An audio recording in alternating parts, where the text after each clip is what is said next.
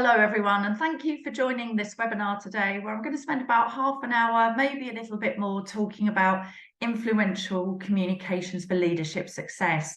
This is a hugely popular topic in my coaching sessions when I'm networking, talking to people, and it was a skill I had to learn myself in my career about how do I influence my leaders, how do I influence my team and adapt my communication style and learn different skills to be able to motivate teams, influence leadership, deal with difficult situations even. So I'm glad you're here, and I'll get going with the webinar. I like to start off with a little statistic, and what we can see here from this research is that companies that have effective communications mechanisms or invest in communications have higher returns to shareholders over 5 years of 47%. So that's quite a significant number, and I found that really interesting. It comes from the Society of Human Resource Management. Now, some of you may be working in smaller businesses, you may be working in businesses where there are no shareholders, but there are other stakeholders. It could be the leadership team, it could be upper levels of management across different functions. For example, companies are working in a much more hybrid fashion, and being able to influence on projects and work in an agile fashion means we need to be able to influence different stakeholders, including, as I mentioned, teams, but also suppliers and stakeholders, the whole ecosystem. I think any of these teachings will apply to you, or perhaps you're an individual leader that's looking to improve. So even if you're not a listed company, we can see that this is a very, very important topic. And as I mentioned, it's something that does come up time and time again with clients. So let's look at some of the problems that may occur and may sort of lead to a decline in performance, motivation, even stagnation in your organization, both externally and internally. What is happening when we're not communicating with influence or communicating even effectively? Well, you can see here there's quite a list. A lot of it relates to our teams, our employees. But some of these issues can be attributed to the wider ecosystem of where we're doing business. So, for example, if I'm speaking at a conference and I'm not prepared or I haven't thought about my messages, is it perhaps possible that I won't be taken seriously as an expert in my field? If I'm negotiating with clients and I don't have the facts and figures to hand, or I haven't prepared, or I'm feeling really emotionally hijacked, that could play to a lack of credibility. So you can see here there's many issues associated with not communicating with influence. Stifled innovation. So, for example, you're not giving your team adequate ways in which to feed back, and that is a way of influencing your teams, allowing them to express themselves. Teams may feel that they want to leave the organization, and when we talk about influential communications, I'm not talking about broadcast, which is one-way traffic. I'm talking about how we can really engage in a conversation, understand different viewpoints, but able to influence, not to get to a I win, you lose situation, but to get to a win-win. That's what we want. Even if it's in a conflict situation, we want to get to a situation where both parties are happy with the conversation. It might be you have to give a little bit, you may have to compromise or make choices, but that's the ideal. So the other area where it really comes into play is during change. Now, this year, I think about, over 80% of companies have restructured. So that involves a lot of change. It could be a small change, just in terms of a system, a process, but don't forget there's people in the process as well. Or it could be a very significant change, such as the splitting of a company or the acquisition of another company or merging, something like that. And what I tend to see, my background is also in communications, actually, I should say that, in public relations, communications and government affairs. What I've seen on the projects I've worked with is sometimes leaders or individuals over communicate, and we have to have a purpose behind our communication. And sometimes people want to do that during change. And it was my job to really make sure that we had an intention, there were clear messages. Yes, sometimes we have to repeat the messages to our colleagues, to our teams, if it is quite a complex message, and set the vision for the change. But we don't want to over communicate. But we may need to influence various stakeholders about the change that we're proposing: customers, our suppliers, other partners, but also our employees. Even if it means that you may be losing some employees, we want to be able to leave employees with a good taste in their mouth about the company, because they may end up being customers, they may end up coming back to the company. I left a company under redundancy, and it was all handled very well. I took an active part in that process, and I ended up working for them again as a contractor when I was contracting in my area of PR and communication. So we want to set out with the right intention of doing the best that we can by people. It may be that you want to retain employees throughout these changes. Also, I've had clients talking to me about performance management systems and programs where you have to address a certain level of performance. And again, what we want to do is handle those in the right way. So I really want you to think about your intention behind your communication. It's not about a lose-lose situation. We want to get to a solution where we both get something from the interaction, we both understand something. And with performance management, the intention should really be to make sure that the company is following the right processes, but giving the employee an opportunity to improve, or even if that employee has to leave, that it's done in a very professional manner. It can lead to loss of competitive advantage, as we've seen from that statistic before. And it means that during a crisis, sometimes crises and issues pop up in businesses. Could be something to do with the industry you're in, that's a rumbling issue in the external marketplace, or it could be a crisis you're facing. That's where influencing and clear communications is really important. So as you can see, there's a lot of symptoms by not thinking about your communication style. So this webinar is for you if you're a professional, that you're looking to grow as a leader, to build your confidence, your voice and influence, and you're looking to inspire and motivate teams, or address anything that I talked about on the previous slide. It could be very multifaceted. You may be in a very complex situation, or you're an organisation that is seeking the same for its executives and teams. So you might be an organisation looking at, well, hang on a minute, what is our culture like? Are we really influencing people in the right way? And it becomes especially important in the era where people do move jobs quite frequently, and they'll have a view about your company if they are moving around. And also what I've found with some of the if I can say, younger generations that are coming into the workplace, they want to be communicated with, and they want to communicate to you as a leader. I've worked with a lot of companies that are looking at reverse mentoring, as in, I want to have agency in what my company does. I want to have a say. I want to be part of the process. So it's very important to consider all of these aspects. So a bit about my journey. As I mentioned, I've got 25 years or so in public relations expertise. I was at board level working on mergers, acquisitions, lots of change. So very used to dealing in change programs and integration programs and guiding the communications programs in those different areas. I worked for companies such as Abbott, DHL, many other great companies. I've authored a book, and also these are some of the companies that I've coached. I've also worked in the NHS, where I was integrating 3 different organisations together to try and build a new culture alongside the HR team, which was obviously very, very complex and required a lot of consideration about who we were communicating to. We were communicating to the financial markets. We were communicating to the NHS and government. We were communicating to employees. And sometimes we had to adapt the communication styles in those methods. When it comes to coaching, as I mentioned, how do I influence upper management comes up time and time again, with people talking to me about how they feel they have one style of communication and they get triggered by different styles of communication. So some of the work I've done, for example, is working with a finance team who obviously very focused on the numbers, but they realised that we need to adopt a different style, a way of influencing, to make sure that the reasons why we're changing the systems, the processes, the way we do finance has a vision behind it. There are goals for it, and it's for the greater good of the business, and it's going to make your job a lot easier.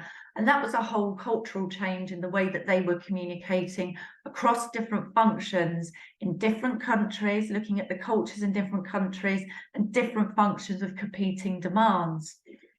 I also work very closely with a global pharmaceutical company and with the UK CEO, because he was facing a big crisis. It was a regulatory issue that, quite frankly, he'd inherited, and it hadn't perhaps been dealt with very well. There wasn't an understanding of what is it that my audience wants to hear? What do they need to hear? What does the regulator need to hear? How do I speak in a way that speaks to how they understand information?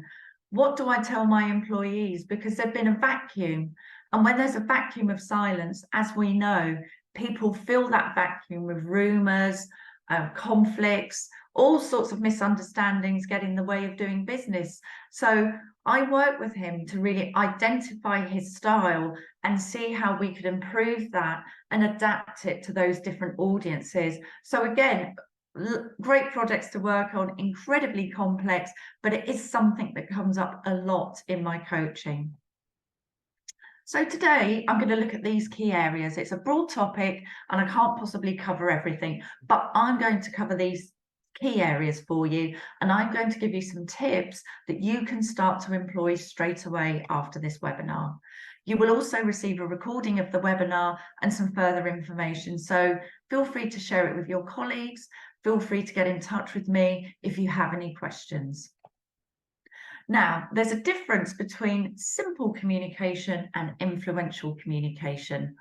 Sometimes simple communication, it needs to be succinct. It's everyday interactions. But then when it comes to leadership or areas that are more complex, we have to think about who is the audience? What are my key messages? What outcomes do they desire? What outcomes do I desire? What's best for the organization? What's best for my team? And it's not a one size fits all, but the tips I'm going to give you are tips that you can bring in to really help organize and think about your communication style. Because so often, you know, we're so busy in organizations, we run into meetings and interactions without thinking about, well, what is it I want to convey sometimes? So sometimes we have to realize when it's just day-to-day communications and when it's influential communications. That said, I do want to issue a bit of a health warning here. What I've seen with some of my clients is that they may have fantastic development programs.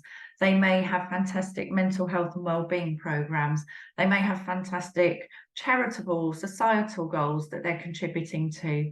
However, when you're leading a team, or if you're somebody, a function like HR or finance, you also have a part to play in that employee's experience.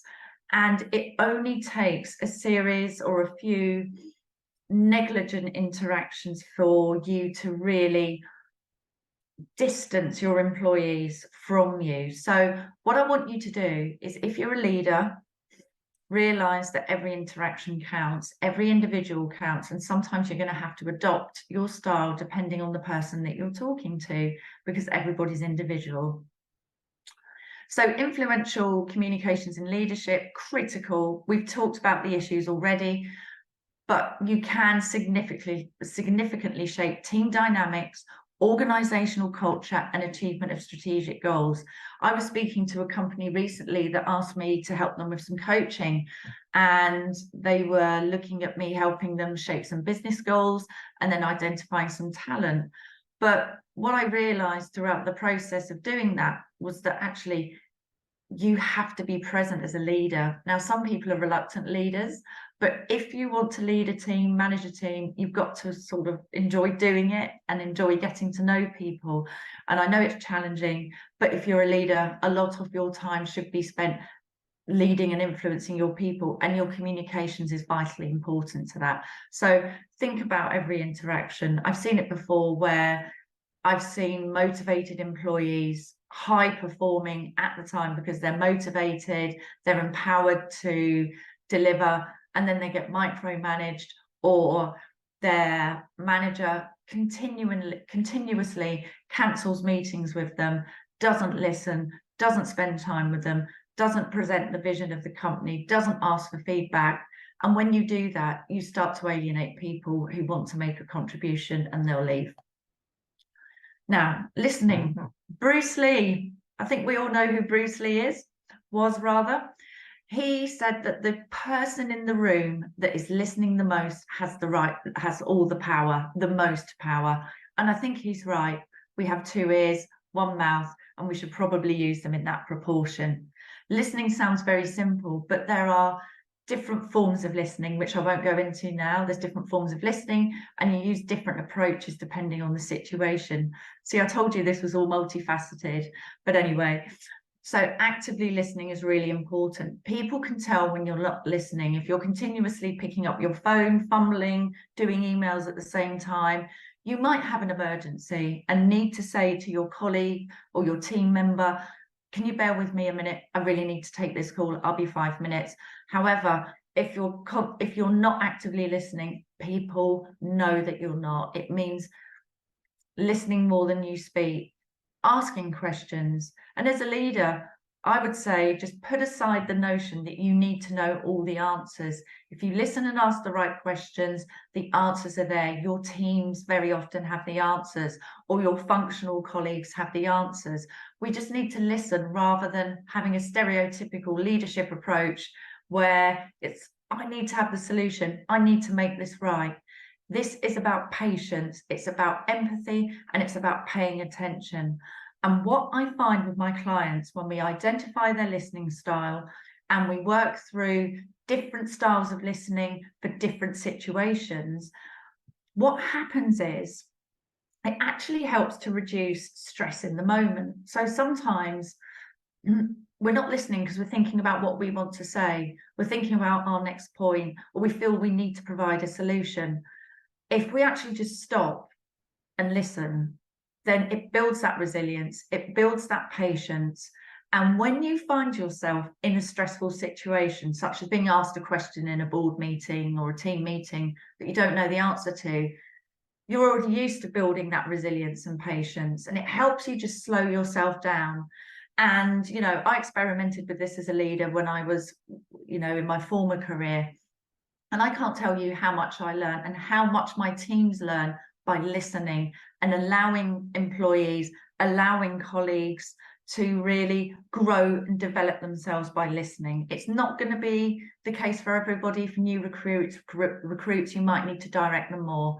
But really, deep breathing, being present, and actively listening. If we're thinking about what we want to say, we're not listening to the person. It's critically important in leadership. Clarity and conciseness. I must share a story with you. I was working for a big medical devices company. It was about my first week, and it was the first time I'd come across a company with so many acronyms. And I was in a meeting, and some of you, this may well resonate with you. We're using this acronym, and I said, excuse me, I have to ask, what does this acronym mean? And there's only one person in the room that could tell me. So they were all speaking a language. And I know that happens in business, KPIs, CSFs, all these different acronyms and technical acronyms. But you have to think about, if I'm communicating with someone, say you're in front of a journalist, they may not understand your acronyms. Some of your employees may not understand your acronyms. Your support functions may not understand the acronyms you use in your particular department. You sort of lose the message. So be concise, be clear, but really manage the jargon. Prepare your key messages. I think I've already mentioned this. Before any meeting, before interactions, think about, well, what's the best outcome for this meeting, for this interaction, for me and the other person? Let me think about the 3 key messages I'd really like to get across in this meeting. Now, you might have to pivot and course correct depending on the feedback and the questions you get, but really have a think about that. What are my 3 key messages? And also what I guide my clients to do if they're new to being in front of very senior people is prepare questions. Think about, well, what could I be asked? What information do I possibly need to have up my sleeve? So that's something I also learned in my leadership career as well. Non-verbal communication. Again, I was working with somebody who was incredibly nervous about dealing with senior authority figures. And there was a couple of techniques, a few techniques that I discussed with her. And I taught her how to read body language, how to really observe people, get to know people.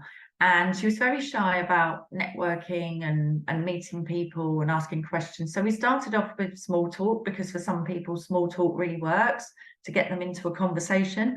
For others, they might just want to go directly into the matter of the meeting. But think about your body language. If you match and mirror the other person, it helps to build rapport. It helps to build the relationship with the other person. Now, what I'm not saying is mimic, because if somebody's doing this and you immediately do this and you copy them all the time, it becomes very obvious and it just looks a bit weird. So choose your moments, but read the room, look at the body language, look at the person asking the question or communicating with you, and try and match and mirror their tone of voice, their speed of their voice, their facial expressions. Read their mannerisms and try and match some of that. And sometimes when I've been working with leaders who have to get up and speak in front of employees or at conferences and they've not done it before, we said, oh, I don't think people are listening, they're doing this. Well, sometimes people listen in different ways, and people that lean back can sometimes be listening. So it's important not to mind read people too much. But what I'm saying is be observant of body language. Is that person sitting forward? Are they leaning back? Can you adopt their personal style a little bit to build that rapport? So we want to recognize some of those cues and build upon them. If you notice that people are yawning and dropping off, that might be a sign that, well, if you're in the last shift of a conference session, it's late in the afternoon, so don't take it personally. Or it might be that actually, perhaps I just need to speed up a bit. I've laboured this point.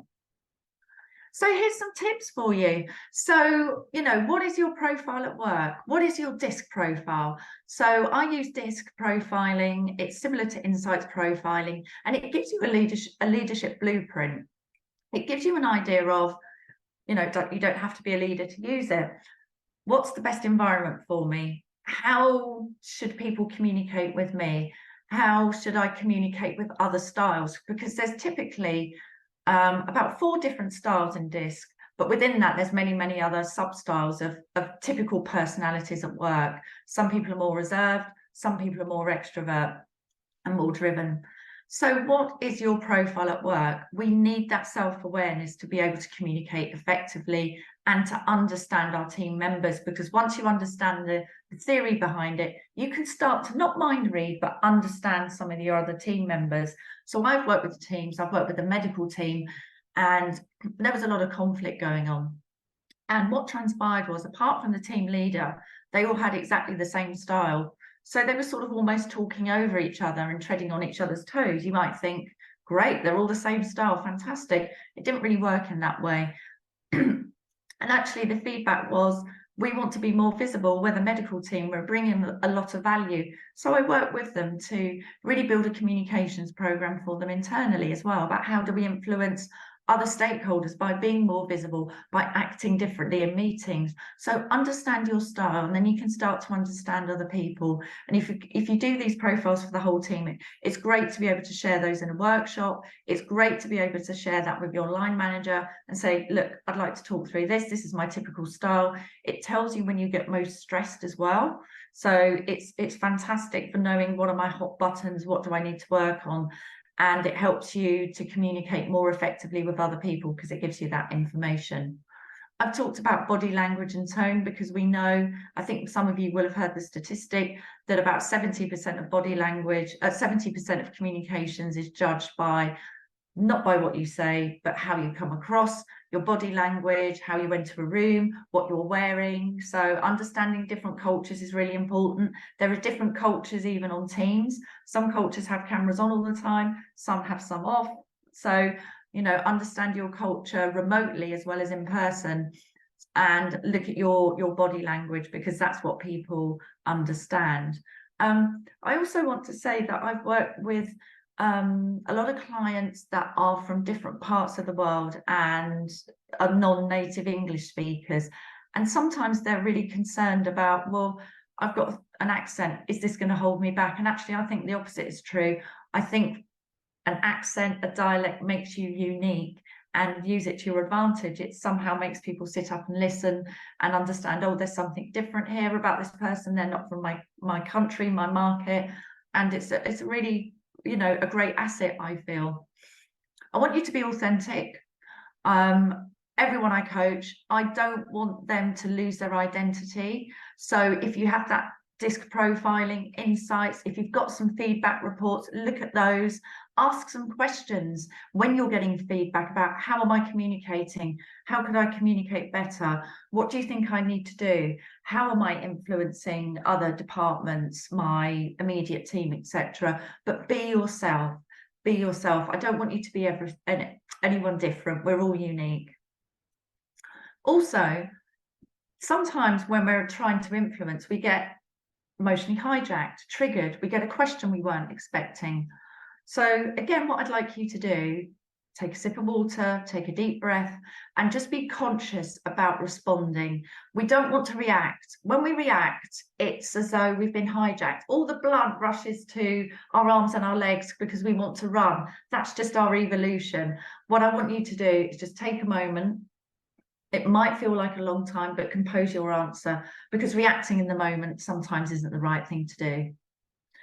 As I've already mentioned, if you are a leader or leading a team, or you're presenting in front of somebody, then you don't have to know all the answers.